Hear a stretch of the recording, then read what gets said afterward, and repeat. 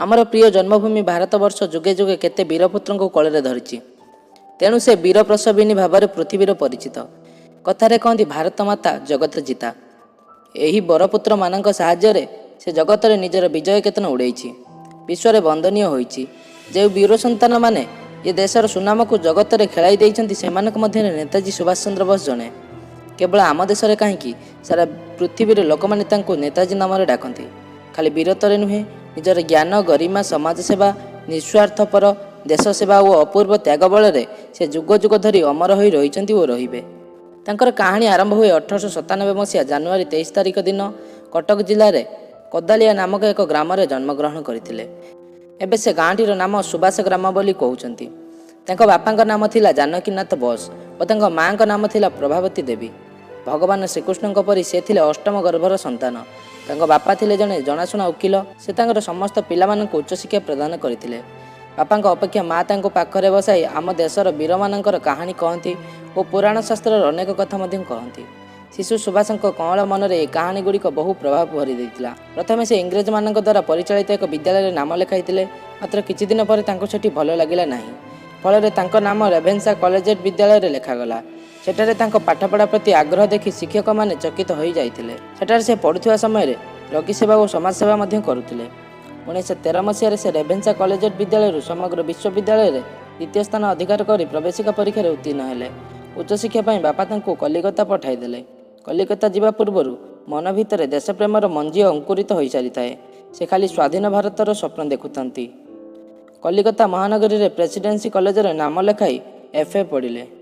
सेठारे पढ़ुवा समय तांकर प्रोफेसर भारतीय लोक मानक विषय खराब कहिबारु तांको जुक्ति करी कहिथिले भारतीय लोक सेमिति नुहे।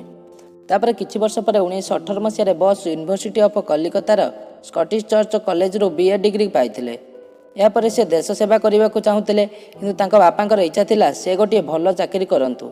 सेतिपई से भारत छाड़ी इंग्लैंड रे अवस्थित कैम्ब्रिज यूनिवर्सिटी रे पढ़िबा को चलीगले।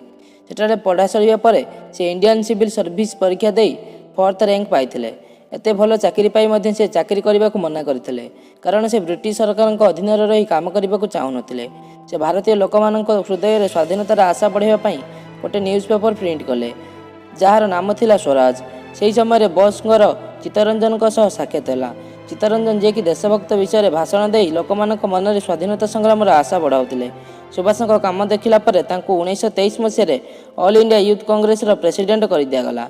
तापर स्वाधीनता संग्राम पर लोक मानक उस्काइबा जोगु सुभाष को गिरफ करागला। सेठारे से टीबी रोग आक्रांत हेले। 1927 मसीह जेल बाहर पर तांको कांग्रेस पार्टी जनरल सेक्रेटरी पद में रखागला और से जवाहरलाल नेहरू सह मिसी आजादी पाई लड़ाई कले। तापर 1930 मसीह से यूरोप गले। सेठारे किछि नेता मानक सहित मिसी पार्टी को केमिति चलेबे शिखिके आसिले। से समय से लिखिथिबा बही द इंडियन स्ट्रगल को पब्लिश करथिले किंतु ब्रिटिश सरकार से बही को बैन करदेले। यूरोप रु भारत आसिला परे बोस को कांग्रेस पार्टी रो प्रेसिडेंट कर दियागला। गांधीजी अहिंसा रास्ता रे चली स्वाधीन पाइबा को चाहूतिले। सेतिपई से सुभाष को हिंसा को पसंद करुनथिले। एकथा बोस को जना पड़िबा परे से कांग्रेस पार्टी रो इस्तीफा देदेले।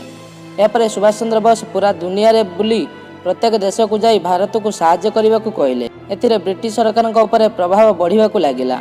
पुणी द्वितीय विश्वयुद्ध में ब्रिटिश सरकार चाहूले भारतीय सैन्य मैंने ब्रिटिश युद्ध लड़तु किंतु सुभाष या विरोध कर पुणी थे जेल में रखिदेले। सेठारे बस उपास रही हड़ताल कले। एथिपाई ब्रिटिश सरकार 7 दिन पर छाड़ीदेले। जेल बाहर को आसिबा परे बस को घरे सीआईडी द्वारा नजरबंदी कर दिगला। से 16 जनवरी 1941 मसीह रूप बदल सीआईडी को चकमा दे खसीगले। भारत को स्वाधीन देवाई ब्रिटिश शत्रु देश जर्मन को चलीगले। सेठारे प्रशासक हिटलर बॉस को प्रतिश्रुति देले भारत को साहाय्य करने किंतु दुर्भाग्यवशतः जर्मन द्वितीय विश्वयुद्ध में हारीगला। से बॉस जापान को चलीगले। सेठारे साहाय्य मागिले। जापान भारत को साहाय्य करने को बॉस को कहला। बॉस सेठारे जापान सहित मिसी आजादी हिंद फौज स्थापन कले जोटा INA बा इंडियन नेशनल आर्मी नाम प्रसिद्ध होगला। से समय बॉस कही तुमे मते रक्त दियो मु तुमको स्वाधीनता देवी। एक कथाटी प्रत्येक भारतीय मन में ब्रिटिश सरकार प्रति लड़ाई कर इच्छा को आहरी बढ़ाई देइतिला। किंतु द्वितीय विश्वयुद्ध में जापान हारीजिबा परे भारत को आर्थिक सहायता बंद कर देइतिला। सेतिपई बॉस को INA को बंद करने को पड़िला। एमती देशर सेवा करू करू 18 अगस्त 1945 मसीह ଏକ ବିମାନ ଦୁର୍ଘଟଣାରେ ମାତ୍ର 48 ବର୍ଷ ବୟସରେ ସୁଭାଷ ଚନ୍ଦ୍ର ବୋଷଙ୍କର ମୃତ୍ୟୁ ଘଟିଥିଲା। କିନ୍ତୁ ବୋଷଙ୍କ ଦ୍ୱାରା ଭାରତକୁ ସ୍ୱାଧୀନ କରିବା ପାଇଁ ପ୍ରଚେଷ୍ଟା କିଛି ବର୍ଷ ପରେ 1947 ମସିହାରେ ସ୍ୱାଧୀନ ହୋଇଗଲା। ଏ ଥିଲା ଭାରତର ବୀରପୁତ୍ର ନେତାଜୀ ସୁଭାଷ ଚନ୍ଦ୍ରଙ୍କର ସଂଘର୍ଷପୂର୍ଣ୍ଣ କାହାଣୀ। ଭଲ ଲାଗିଥିଲେ ଭିଡ଼ିଓଟିକୁ ଲାଇକ୍ କରନ୍ତୁ ଓ ଏମିତି ସବୁ ଭିଡ଼ିଓ ଦେଖିବା ପାଇଁ ଆମର ଏହି ଚ୍ୟାନେଲକୁ ସବସ୍କ୍ରାଇବ୍ କରନ୍ତୁ। ଓ ନେକ୍ସଟ ଭିଡ଼ିଓ କାହା ବିଷୟରେ ବନେଇବି କମେଣ୍ଟ କରି ଜଣାନ୍ତୁ।